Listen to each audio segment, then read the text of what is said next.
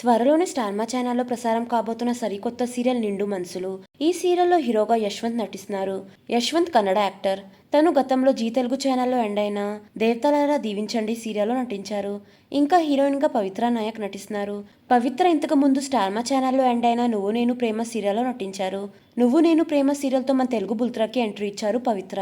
అయితే నిండు మనసులు సీరియల్కి సంబంధించిన ప్రోమో కూడా బయటకు వచ్చింది. ఈ సీరియల్ జూలై 7 నుంచి స్టార్ట్ కాబోతుంది. నిండు మనసులు సీరియల్ సోమవారం నుండి శనివారం దాకా సాయంత్రం 6:30 గంటలకి టెలికాస్ట్ చేయబోతున్నారు.